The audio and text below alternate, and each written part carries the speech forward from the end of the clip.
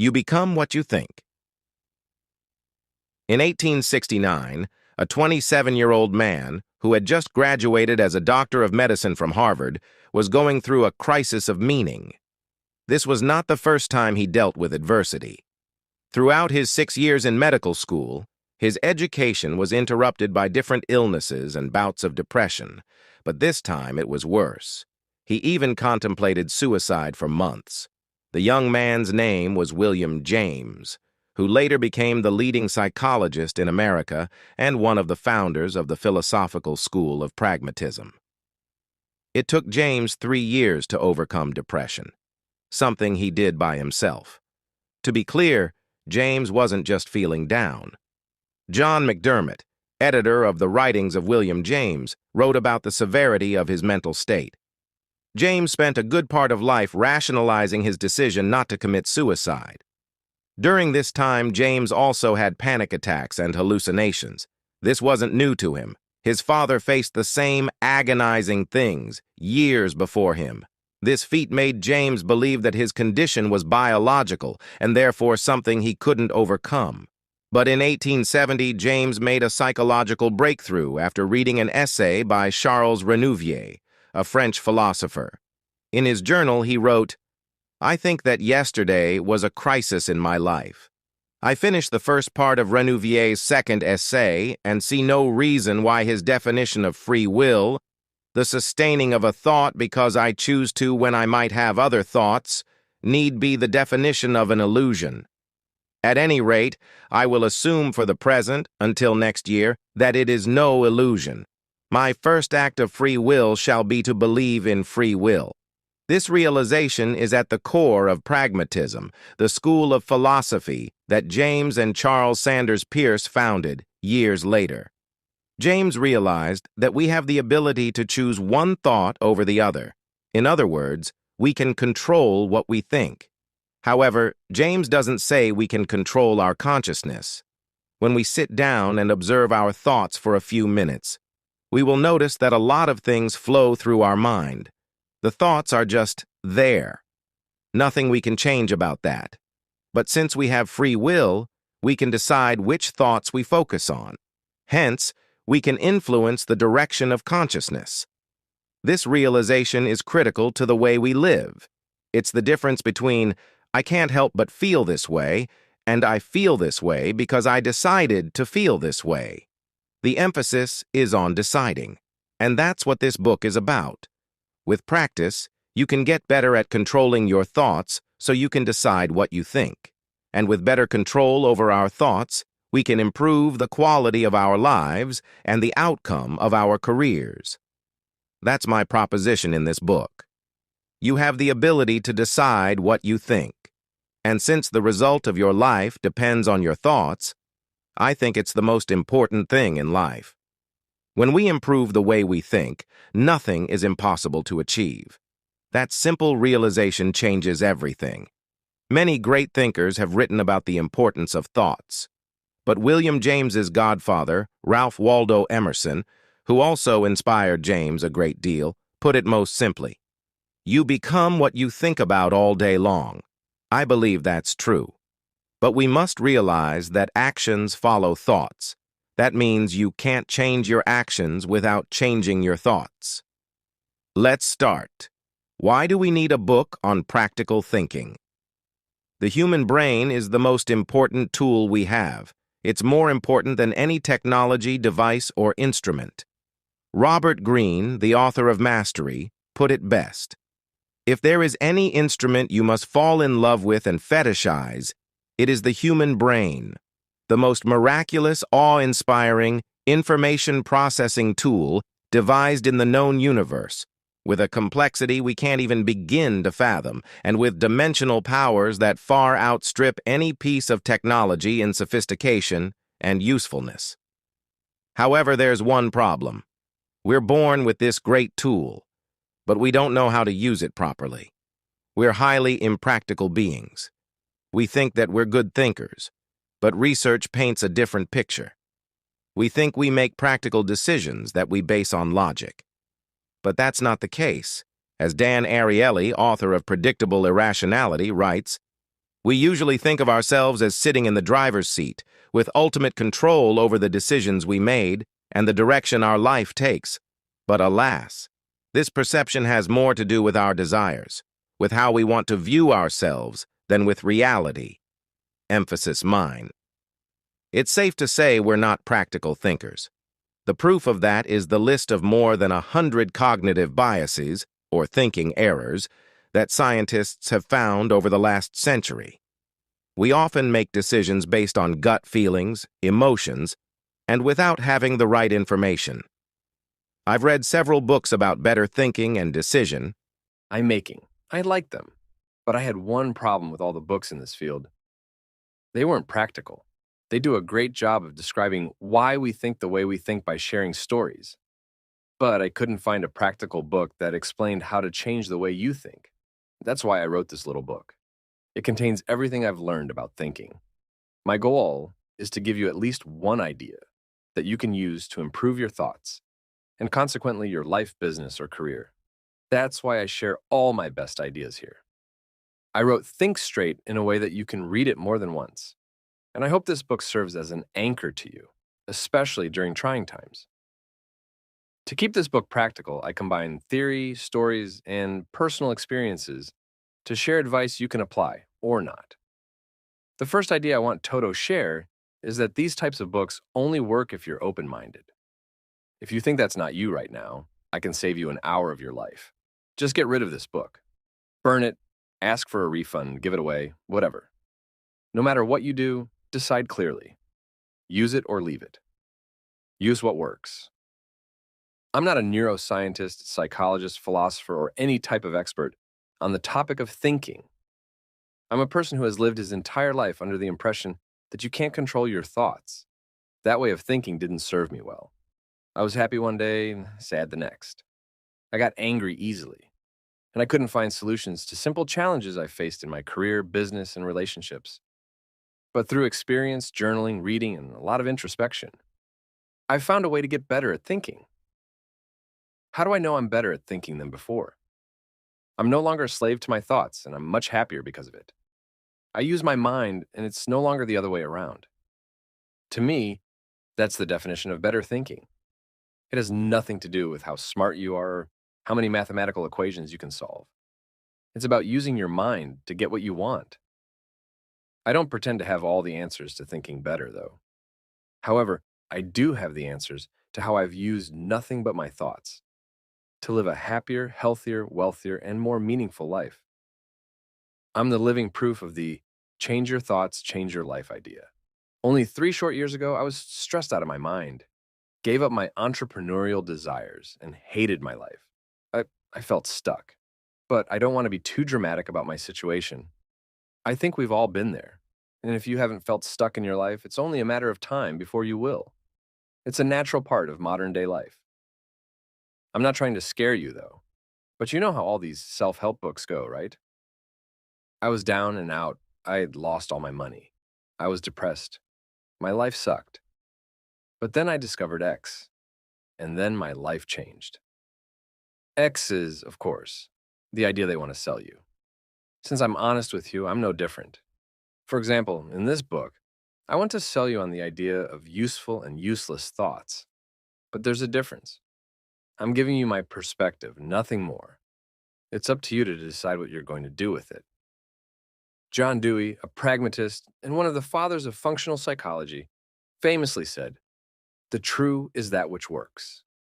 But that doesn't mean we should believe everything we hear or read. That makes us delusional.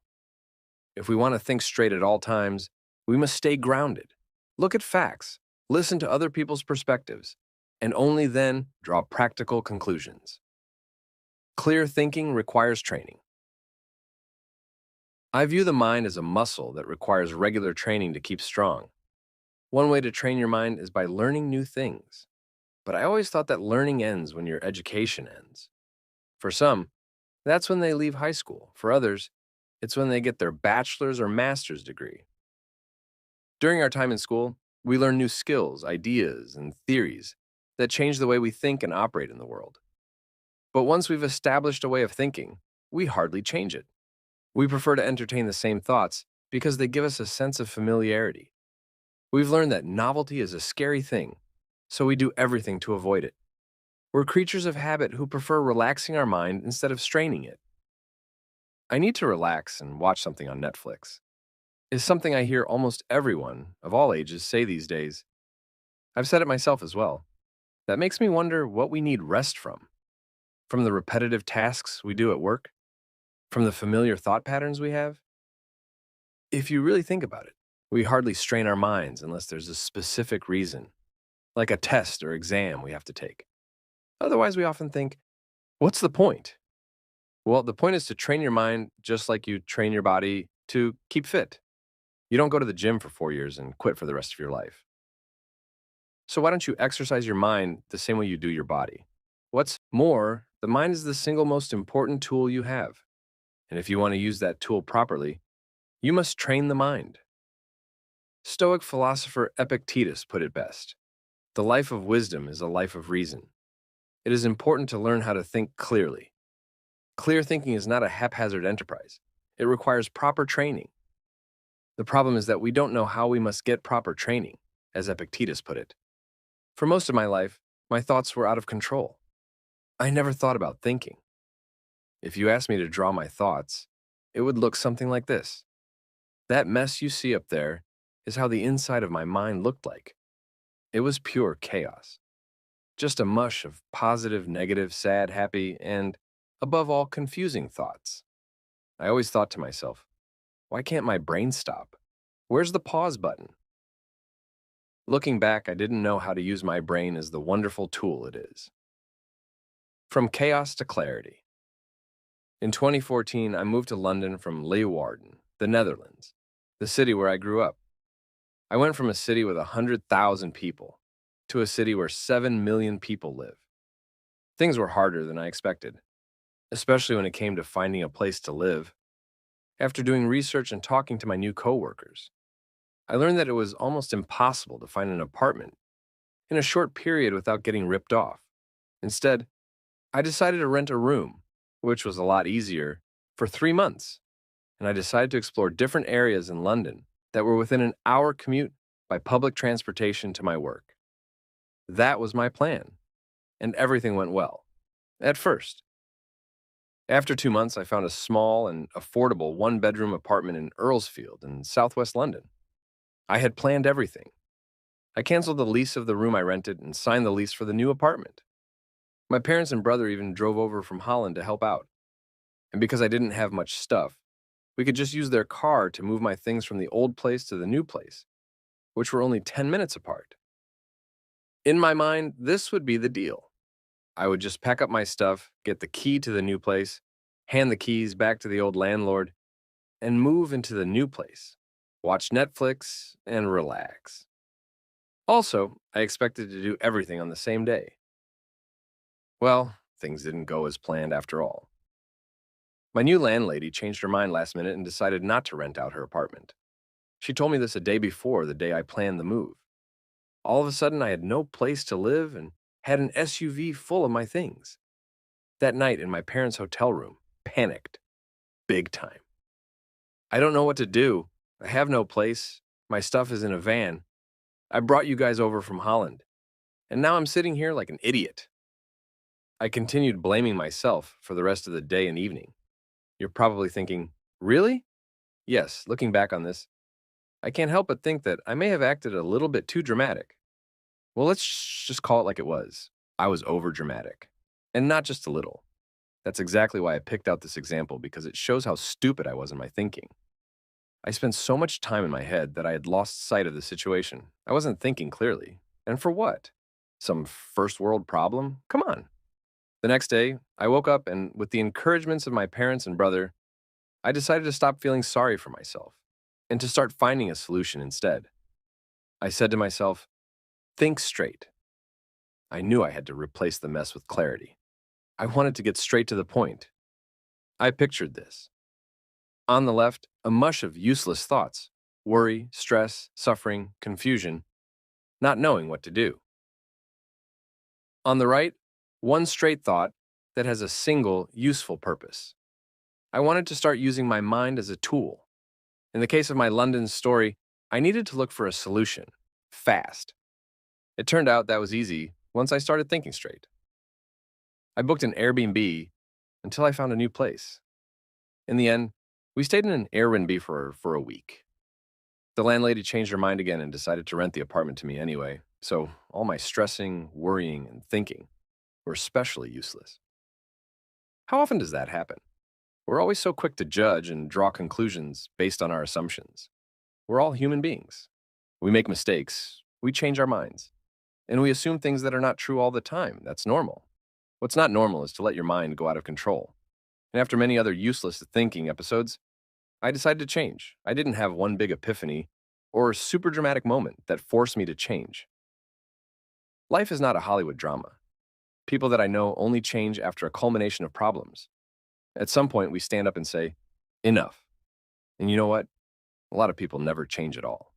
But that shouldn't be our concern. After years of chaos in my mind, I just had enough of mental suffering. I can't make it any prettier than that. You don't need an all is lost. Those type of moments almost never happen. About 2 years ago, I started changing my thoughts, and I've learned to replace the chaos in my mind with clarity. Now there's peace. In the rest of this book, I'll share with you exactly how I did it.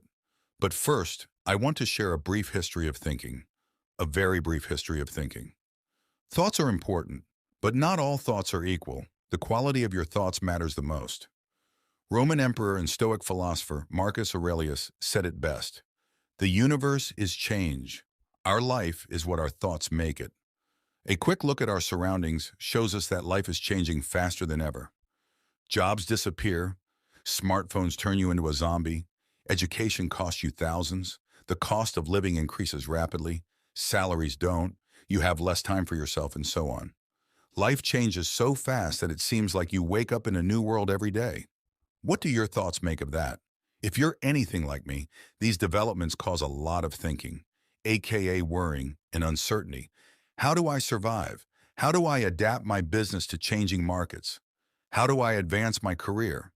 How do I not lose my mind? Mastering your thoughts is challenging. The desire to master our thoughts is as old as modern civilization. Ever since the 5th century BC, philosophers from all ages and regions agree on one thing. The human mind is an instrument that solves problems. And many philosophers argue that the quality of your thoughts determine the quality of your life. From Confucius to Socrates to Descartes to William James, they all talk about their method of thinking, a way to view the world. Most of us know the Socratic method of questioning everything, even yourself. I know one thing, that I know nothing is what Socrates famously told the Oracle of Delphi when Socrates was declared the wisest man on earth. The fact that he thinks that he knows nothing makes him wise. That's a way of thinking. French philosopher René Descartes, who lived in the 17th century, took it one step further. He questioned everything in life, even his own existence. Because how do you know you're not dreaming or living in the matrix? That's why he famously said, cogito ergo sum, popularly translated to, I think, therefore I am. Descartes concluded that he must exist because he's able to think. No matter how crazy your thoughts are, it's safe to say that you do exist. So why not make your existence a little more practical, lighthearted, fun, and useful? Have you ever observed or written down your thoughts? I challenge you, try it for a day. Every 2 hours or so, sit down and write about what you're thinking at that very moment. Just don't get scared of yourself. Most of our thoughts make no sense at all. We're conflicted as a species. Descartes also reviewed his own thoughts and found many contradictions. His most important idea is that we should question the source of our beliefs, not the belief itself, because most of our beliefs are based on our or other people's perception. How many of your ideas are based on what others have told you, or based on your first thoughts or assumptions? At the core of thinking lies our ability to separate the truth from falsehood. What is true? What is false? One way to look at that question is to take a pragmatic perspective. William James describes the idea of pragmatism as follows: the attitude of looking away from first things, principles, categories, supposed necessities, and of looking towards last things, fruits, consequences, facts. Thoughts should serve a useful purpose. If they don't, they're useless. That's straight thinking. Pragmatism is a method of thinking, not a solution. In fact, all thinking is a method. Your thoughts serve as an instrument, but it's a conflicting instrument that's very hard to use. Henry Ford said it best. Thinking is the hardest work there is, which is probably the reason why so few engage in it. Thinking is not only hard, it's the single most important thing in life. Remember, the quality of our thoughts determines the quality of our lives, and our decisions are a result of our thoughts. Life is not linear. I always thought in a linear way, A leads to B, and if B is C, A also leads to C. I looked at appearances, first thoughts, and made a lot of assumptions. But my thoughts didn't serve a useful purpose. In fact, they served no purpose at all. Instead of thinking, I followed convention. I let others do the thinking for me. Most of us are like that. For example, I thought I would never have to worry about having a job if I got my college degree. I honestly believed that until I was about 26 years old. I figured out the hard way that nothing is guaranteed in life and that you have to work hard to earn money, and that making money has nothing to do with your degrees. If I had to pick another predictor of career success, I would say it's skills. The better you are at something, the more value you can provide to others, and the more money people are willing to pay in exchange for your value. Also, achieving a goal never happens linearly. Most of us believe there's a straight line from where you are to where you want to be. Let's say your goal is to start a business so you can have more freedom in your life. That was always my goal. I thought I would just work on it until I achieved it. But that's not how it worked out. I had to take a lot of detours. I worked for many other people in between. I also started businesses that failed.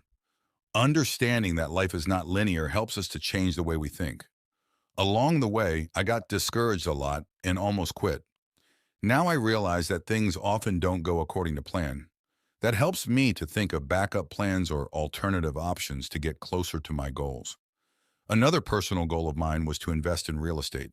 When I lived in London and Amsterdam, that was difficult for me because I didn't have enough capital to get started. So instead of putting a lot of pressure on myself to make more money and sacrifice the quality of my life, I started looking elsewhere. After researching growing real estate markets, I ended up in my hometown. Prices were low, I knew a lot of people, the population was increasing, and the city invested a lot in new businesses and education. 2 months after I decided to look elsewhere, I bought my first deal there. The point is that there are multiple ways to achieve your goals. Also, if everyone is doing one thing, that often means you shouldn't. Connect the dots. Your brain is constantly working, even when you're not actively thinking. Apart from managing all the vital functions of your body, the brain also scans every piece of information that comes in. The brain compares it with other information that it has already stored. Your brain searches for similarities and differences between that information. That's how we think and use our brain to come up with new ideas. The brain consists of many small networks of neurons that connect to other networks, like this. Just a basic understanding of how my brain works helps me to understand how I can nurture it. I don't worry about finding a direct application for information I acquire. I feed my brain with knowledge that I'm curious about, and that diverse information might be stored in different networks, but as long as I connect the dots later, I'm okay with that. Like Steve Jobs said, you can't connect the dots looking forward, you can only connect them looking backward. So you have to trust that the dots will somehow connect in your future. If you want the dots to connect in the future, you have to make sure you form dots in your brain. The only way you form dots is by learning, doing, making mistakes, reflecting, or anything you can do to feed your brain with the input it needs to give you the output you want. Filter your thoughts. There's too much information in the world for our brain to process, so we're forced to filter it. If we don't, we go nuts. And in that filtering process, we develop shortcuts to ease the cognitive load of making decisions. These shortcuts are called heuristics. A heuristic is a strategy we derive from previous experience with a similar problem. One heuristic that everyone knows is trial and error, a strategy for finding answers to problems we face. It's also a way of thinking, but trial and error is not always the most practical strategy. If we would rely on trial and error to build a career, we would probably die before achieving that goal. Life is too short for applying trial and error to everything. Another heuristic that's not practical is social proof. We often make decisions based on what others do or say. And my favorite heuristic is familiarity. It says that past behavior that led to good results is not a guarantee for future results. The familiarity heuristic also explains why we favor things and places we know over novelty. It's one of those things we see every day. We eat the same things, we walk the same route, we make the same mistakes, and we complete the same tasks at work over and over again. And then we complain that our lives are stuck or boring. No wonder you're making decisions based on familiarity. But who says that familiarity is always a good thing? It's good for certainty. But to achieve a breakthrough, you need something different. Making decisions based on heuristic techniques might ease the cognitive load, but they are far from practical. And often, heuristics lead to unsatisfying outcomes. If that's the case, take it as a sign that you must change something. Instead of relying on heuristics to filter information and make decisions, rely on the main idea of pragmatism. True is what works, but don't take it too literally. Taking drugs works for me, is what a contentious friend told me after I shared this idea with him. And he's right. You can't take this idea too literally. But what can you take literally in life? Take the platitude, good things come to those who wait. For example, I don't have to explain that it doesn't mean you should sit at home and wait forever until good things happen. Look at the true is what works idea as a filter that you can apply to all the information that goes into your brain. When faced with decisions, I ask myself, will the outcome of a decision change the way I live? If you ask that yourself consistently, you'll find that you automatically filter out useless information and only make decisions that have an actual impact on the outcome of your life. You force yourself to use whatever works, what's useful, and what impacts your habits. For example, conventional thinking says that bigger cities also bring you bigger opportunities. I really thought that was true. That's even the main reason I moved to London. And yes, I did seize a big opportunity for me at the time. But I also had bigger responsibilities and problems. Also, I don't like big cities. I hate crowded places, dirty air, and unreasonably high cost of living. Clearly, living in a big city didn't work for me. That way of thinking had a negative impact on the way I lived. That's why I eventually moved back to Leeuwarden. It's quiet. I know a lot of people here. I can work less, make more, and I can drive anywhere in the city within 10 minutes. However, I also realize that for most people, my way of living doesn't work. They might find it boring or not exciting enough. So what? Do what works for you. Stop thinking. Thinking is difficult. I never knew how to stop. It's easy to stay inside your head for hours, especially when you're in bed at night. But I can confidently say that 99% of all my thoughts in the past have been useless. I didn't do anything with my thoughts most of the time. I didn't solve a problem, nor did I try to understand difficult ideas or concepts from books. I spent a lot of time in my head doing this. I called that thinking. But it was more like worrying, stressing, freaking out. Call it whatever you want. I call it a preoccupied mind. And with what? And the list goes on. I wonder what my boss thinks. What happens if I screw up and lose my job? I think he doesn't care about me. I just keep failing. Does she love me? Why does my life suck? Why is my life awesome and other people's lives are not? I don't care about my job. Is there something wrong with me? I can't finish anything. What's wrong with me? I want to quit. I just have one question for you. What's the practical use of the above thoughts? Yes, I'm waiting. Still no answer? Exactly. Those type of thoughts are not helping us. But we all have them. So how do you get rid of them? Well, I've learned that you can't get rid of them. Remember, we can't control our consciousness. We can only control what thoughts we follow through on. You only have to be aware of your thoughts. Acknowledge them. But never blame yourself or say, why do I have these thoughts?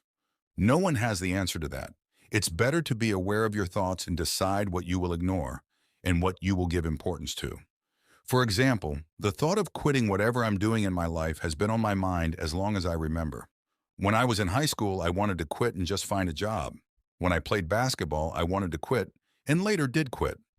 I can go on and on until I reach the present.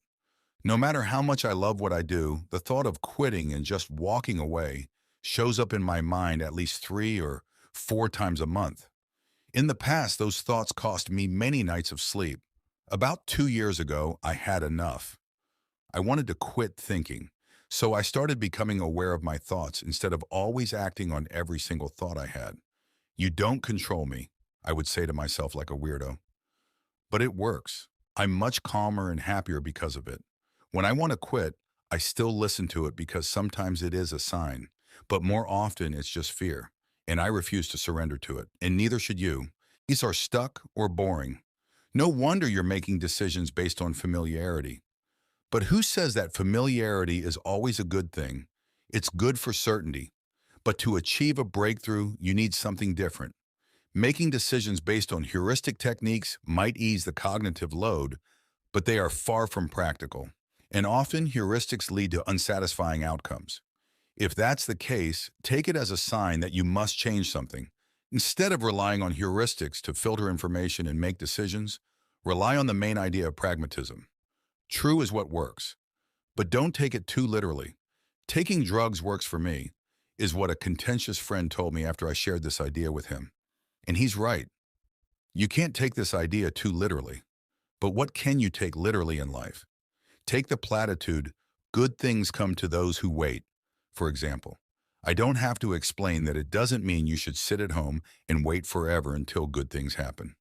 Look at the true is what works idea as a filter that you can apply to all the information that goes into your brain. When faced with decisions, I ask myself, will the outcome of a decision change the way I live?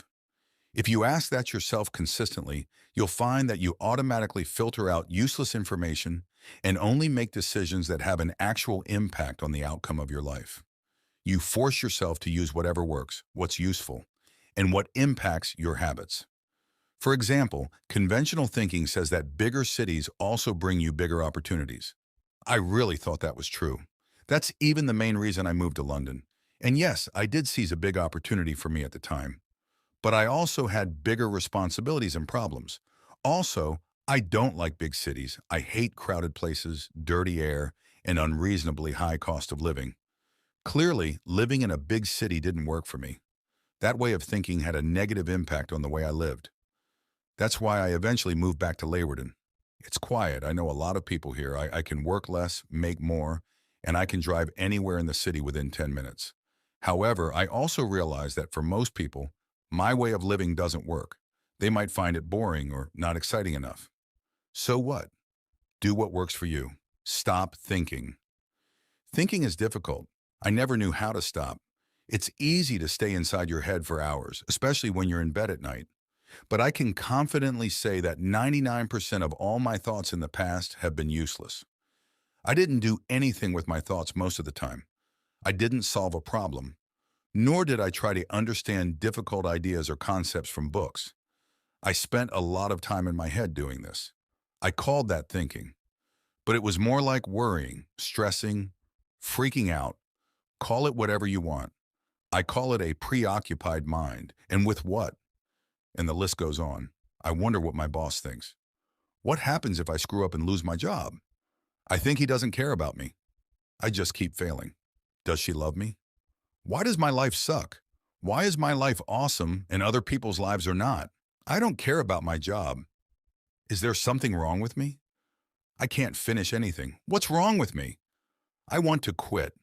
I just have one question for you. What's the practical use of the above thoughts? Yes, I'm waiting. Still no answer? Exactly. Those type of thoughts are not helping us. But we all have them. So how do you get rid of them? Well, I've learned that you can't get rid of them. Remember, we can't control our consciousness. We can only control what thoughts we follow through on. You only have to be aware of your thoughts. Acknowledge them. But never blame yourself or say, why do I have these thoughts? No one has the answer to that. It's better to be aware of your thoughts and decide what you will ignore and what you will give importance to. For example, the thought of quitting whatever I'm doing in my life has been on my mind as long as I remember. When I was in high school, I wanted to quit and just find a job. When I played basketball, I wanted to quit and later did quit. I can go on and on until I reach the present. No matter how much I love what I do, the thought of quitting and just walking away shows up in my mind at least 3 or 4 times a month. In the past, those thoughts cost me many nights of sleep. About 2 years ago, I had enough. I wanted to quit thinking. So I started becoming aware of my thoughts instead of always acting on every single thought I had. You don't control me, I would say to myself like a weirdo. But it works. I'm much calmer and happier because of it. When I want to quit, I still listen to it because sometimes it is a sign, but more often it's just fear, and I refuse to surrender to it, and neither should you. Inside your control versus outside your control. If you want to have useful thoughts, here's a rule of thumb. Only think about things you can control. That automatically eliminates about 99% of your thoughts because there's very little you control in life. Only focus on what you control. Things like your desires, actions, words, intentions. What's a useless thought? Anything out of your control and without a useful purpose. Do you ever think about the past? That's the perfect example of a random thought that lacks a purpose, unless you're reflecting on a past decision or mistake you made. In the case of reflection, you're doing something useful. But other than that, every thought about the past serves no purpose. From that point of view, it's useless. Ever fantasize about the future? That's also useless. I've discovered two main types of useful thoughts. One, thinking about how you can solve problems. A problem is just an unanswered question. Put your brain to use and think about how you can solve problems. There are a lot of those on this earth. Two, understanding knowledge. That means this.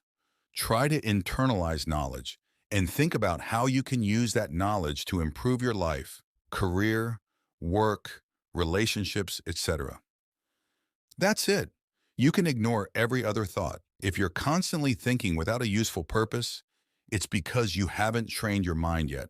You have to get out of your head. If not, you'll go mental. Everyone will. No exception. Ask yourself, is that worth it? Do you really want to waste your time, energy, and life on useless thinking? You and I both know the answer to that. Commit to stop thinking about useless things. Start taking control of your mind.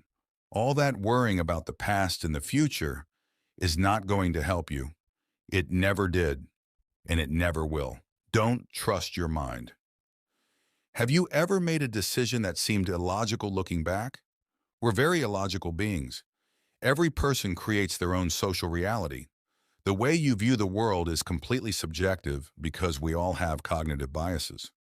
The concept of cognitive biases was introduced in 1972 by two psychologists, Amos Tversky and Daniel Kahneman. A cognitive bias is a systematic thinking error that impacts judgments and therefore our decisions. My favorite cognitive bias is the attentional bias. It's scientific evidence for the idea that your life is a result of your thoughts. The attentional bias states that our perceptions are affected by our thoughts, and naturally our perceptions determine our actions and decisions, which make up our lives. If you have negative thoughts, you also have a negative perception of life. That's what it says. Our mind might be illogical, but it's also simple at the same time. Take one of the most well-known cognitive biases, the confirmation bias. It explains the behavior of confirming our preconceptions. If you believe in something, you will try hard to find information, clues, and signs to back that up. In other words, you do everything to prove you're not wrong. Instead of looking at facts, you look at beliefs. And that's what all cognitive biases do. As of this writing, there are 106 decision-making related cognitive biases known. I've read about most of them, and I've read several books and studies about cognitive biases too.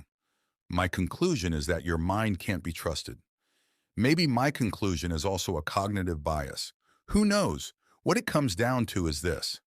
Avoid making decisions based on beliefs, obvious logic, and even science. Scientists are also human beings. That means they have their own cognitive biases.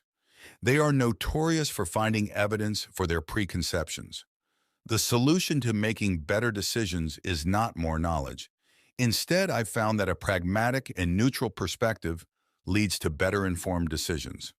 Unfortunately, there's no such thing as the best decision. If that was the case, we lived in a perfect world full of people who made logical and practical decisions. I like to look at it this way. There are only good-informed and bad-informed decisions.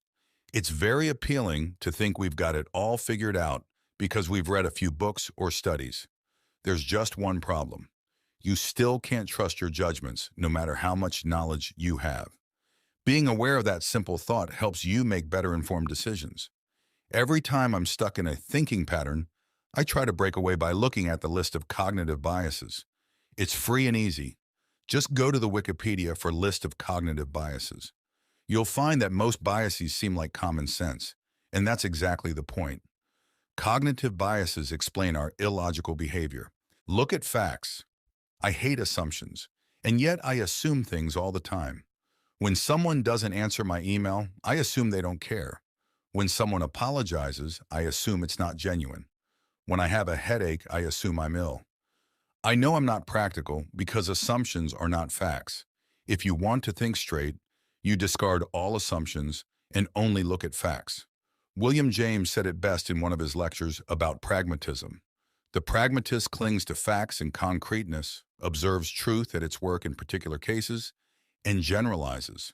To make things simple, let's look at two ways of making a decision, one based on facts and the other based on assumptions. Does your product solve a problem? Or do you assume it does? Are you able to raise money for your startup? Or do you assume you will? Will you get a raise? Or do you assume your boss will give it to you? Is the sale a done deal? Or do you assume your client will sign? Do people like your art? Or do you assume they do? I like to avoid assumptions as much as I can. I prefer to look at facts and then draw conclusions. What if you can't rely on facts? Well, sometimes you just can't find facts, or you have to make a quick decision. In those very rare cases, I prefer gut feeling.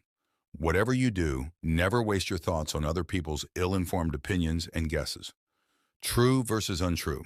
In the previous chapter, we talked about looking at facts, but are facts also the truth? The answer is no. Confusing, right? It's just like life. For example, does God exist? I don't know. I've never seen any evidence. Does that mean God is not real? It doesn't matter what I think. If God has an impact on the way you live, it's true for you no matter what scientists say. Friedrich Nietzsche, the German philosopher who had a profound impact on Western philosophy, famously said, "There are no facts, only interpretations." Nietzsche was a man of true self-knowledge. Sigmund Freud even said that he had a more penetrating knowledge of himself than any other man who ever lived or was ever likely to live. He was a very analytical thinker, especially when it came to his own thoughts. When Nietzsche said that there are no facts, he meant that we, as human beings, ultimately rely on our interpretations of reality. There's no way to confirm reality objectively. That doesn't mean nothing is real and that we're all living in a big dream. We just have to realize that facts are not the same thing as the truth. That simple thought saves you a lot of energy because it means no one can be right or wrong. Don't bother with convincing people with different opinions of the truth. It's just not a practical thing to do. Save your energy for other, more useful things. Take your time to think. I used to think that smart people are fast thinkers. He thinks on his feet. He's really smart. I tried it for many years. Every time I faced a problem, discussion, or when someone asked me a question, I thought, quick, quick, quick. Naturally, my first answer sucked. Derek Sivers, one of my favorite thinkers, says he's a slow thinker. It's a common belief that your first reaction is the most honest. But I disagree. Your first reaction is usually outdated. Either it's an answer you came up with long ago and now use instead of thinking, or it's triggering a knee-jerk emotional response to something that happened long ago. Thinking things through takes time. Every time I gave a quick answer, I wasn't thinking at all. I was impulsive. Derek Sivers trained himself not to trust his first thoughts. That's also what he did when his email consumed too much of his time and attention. Being a public figure, Derek received a lot of emails from his readers. Most of them contained quick 5-minute questions. But as he says, if you get 100 of those questions, that adds up to 8 hours in a day. After answering 192,000 emails between 2008 and 2016, Derek knew he needed to do something about it. So he planned to go off the grid like a modern-day Henry David Thoreau. I was going to go hardcore, shut off all email and social media, and make myself unreachable to all but a few close friends and colleagues. It felt like the only solution. That was his first thought. But then I realized I could remain reachable as long as I don't answer questions, is what Derek writes on his blog, https://civers.org/slow. I'm glad he didn't act on his first idea. His second idea is much better. I've emailed Derek myself in the past, and I think what he does makes a big impact on people's lives. What I'm trying to say is that when someone asks you a question, it's okay to say, I don't know. You can also say that to yourself. I've often been too hard on myself because I didn't have an instant answer to my personal problems. That doesn't make you dumb, it makes you human. Why are we even afraid that people think we're stupid? It's the perfect example of slow thinking. Instead of following your instinct of, I'll prove them, you can take a step back and ask yourself, why do I even want to come across as smart? If you really think about it, it doesn't matter what others think of you. I think it's always better to take your time to think. If others think that makes you stupid, they are the ones who are. No more quick decisions. Shall we book a business trip to Thailand? Are you interested in a speaking gig at Company X? Should we renovate the kitchen? Do you think we should fire John Doe? How about hiring another sales executive? Just a few questions others have asked me recently. And you know what? Just as I like to take time to think deeply about my challenges, I also take time to think quick decisions through. Every time I said yes to a speaking gig, interview, or giving a seminar, I didn't think about it for long. When things are in the future, we're more likely to say yes. That trip is planned for September. It's now March. That's ages from now. And without thinking about it, you commit to a 5-day business trip or family vacation. But when September comes, you're either in a great professional flow, have other more important commitments, or are in the middle of something else. Now, all of a sudden, that quick yes from ages ago is on your mind all the time. Should I cancel the trip? Should I go? Should I go for 2 days only? Why do we make things so complicated while we can easily solve these things by just taking an extra day to think? That's all you need. Just think things through. Know yourself. For instance, I'm currently in a great writing flow. I don't feel the need to leave my city. I have a set routine every day, and it works very well for me. I feel happy and I enjoy my life a lot. When I go away for even a weekend, my whole routine can be messed up. And then I need another 2 weeks to get back to my old self. However, I don't always have this mindset. Right now, I'm working on this book, opening a new office, and buying a new apartment. I'm focused on a few important things.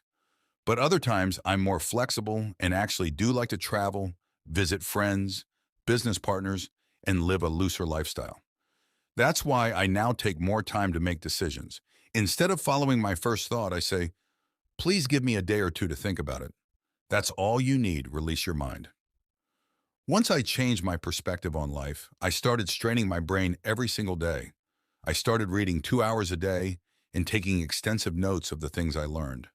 I also started writing articles to share the ideas I learned. In the beginning, I felt like a new world opened up to me. I couldn't get enough of learning more. I bought new books every week and devoured every piece of new knowledge I could get my hands on. But after a few weeks, I had a mental breakdown. All of a sudden, my mind froze up. I felt blocked. I couldn't think, read, or write. My head hurt all day long. That went on for a few days, almost a week. I felt ill and I didn't understand why. I couldn't even think about why. And when I felt better, I just picked up where I left off. This time, I went on for longer, about 2 months before I hit another wall. But this time it was different again. No matter what I tried, I didn't feel like I was improving or learning new things. But I kept going and pushing through the difficulty. After this pattern occurred a few times, I finally understood what was going on. Training your mind happens in stages, and before you can move on to the next phase of your learning development, you have to get through a wall. I believe that both learning skills and developing yourself happen in stages. At the beginning of a new stage, things are easy to learn because everything is new. But the closer you get to the end of a stage, things get more difficult. In my case, I got headaches. But I wasn't near the end yet because after a short setback, I got back at it again. At some point, you hit a big wall. That's the mental breakdown. It's also a point at which you want to give up whatever you're trying to achieve. Writing a book, starting a business, changing your career, or leading a group of people. When you hit a wall, everything stops. The book all of a sudden seems useless. The business seems to fail. The career you want seems unreachable, and the people have stopped taking you seriously. All is lost. I've learned to train my brain to take this as a positive moment. When I reach a wall, I know I'm close to the next stage of my development.